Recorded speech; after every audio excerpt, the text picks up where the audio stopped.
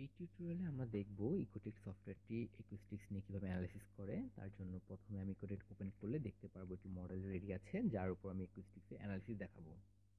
তো প্রথমে আমরা যেখানে যাব এই সাইনটিতে ক্লিক করব, যেটি অ্যাকুস্টিক সাইন মিন করছে। দেন স্টার্টিং পয়েন্টের জন্য ক্লিক করব আমি ডোর সারফেসে, আর পরে ক্লিক করব আমি সাপোজ এই ওয়ালে, ধরে নিলাম এই ওয়ালটিতে সাউন্ড এসে প্রথমে হিট করবে। অ্যান্ড দেন আমাদের যেতে হবে এই যে পার্টিকেল সাইন আছে স্ক্রিনের ডান দিকে, এদিকে প্রথমে আমি র্যান্ডম করে নিলাম। ফার্স্টে যে জিনিসটি পাবো সেটি হলো নাম্বার অফ রেস, যেখানে আমি আমার ইচ্ছা মতো নাম্বার অফ রেস চেঞ্জ করতে পারি। যেমন আমি এটিকে বাড়িয়ে 1500 করে দিলাম।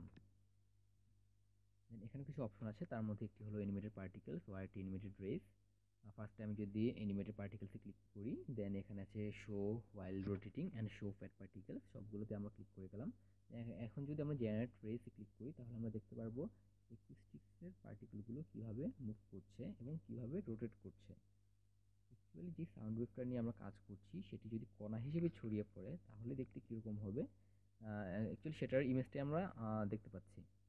আমরা এখন আমাদের নেক্সট অপশনে যাই, অ্যানিমেটেড রেস। দেন সেম প্রসেস ফলো করলে নাম্বার অফ রেসটাকে যদি একটু কমিয়ে আনি, 500 করলাম অ্যান্ড দেন জেনারেট রেস, তাহলে আমরা দেখতে পারবো যে অ্যাকুস্টিক্স রেগুলো কীভাবে এখানে জেনারেট হচ্ছে, খুব হিজিবিজি হয়ে যাচ্ছে। আমরা আরও কমিয়ে 50 করে দিই বোঝার সুবিধার জন্য। হ্যাঁ, এখন একটু ক্লিয়ার হয়েছে বোঝার ব্যাপারটা। আরেকটি জিনিস আমরা খেয়াল করি, এতক্ষণ আমরা স্ফেরিক্যালি র্যান্ডম অপশনসটা নিয়ে কাজ করেছি। এখানে আরও দুটি অপশন দেখা যাচ্ছে। সাপোজ আমরা সার্কুলার প্যাটার্নটা নিলাম, তো এদিকে আরেকটি অপশন আছে অ্যাঙ্গুলার ইনক্রিমেন্ট, সেখানে আমরা এটিকে 0 করে দিলাম সাপোজ। দেন আবার অ্যানিমেটেড পার্টিকেলসে যদি আবার ফিরে আসি, দেন অ্যাগেন জেনারেট রেস, তাহলে আমরা দেখতে পারবো যে সার্কুলার একটি ওয়ে ফলো করে অ্যাকুস্টিক্সের যে পার্টিকেলগুলো আছে তা কীভাবে স্টার্টিং পয়েন্ট থেকে যেই পয়েন্টে হিট করবে সেই পয়েন্টটাতে যাচ্ছে। দেয়ালে যখন ধাক্কা খাচ্ছে তখন হচ্ছে প্রত্যেকটা কণাই আলাদা আলাদাভাবে রোটেট হচ্ছে এবং ওদের মুভমেন্টটাও চেঞ্জ হয়ে যাচ্ছে। তো আরেকটা অপশন আছে স্ফেরিক্যাল ইভেন, সেটা স্ফেরিক্যাল ওয়েতে ঠিক একই রকম একটা মুভমেন্ট দেখাবে আমাকে, আমি যদি সেম প্রসেস ফলো করি।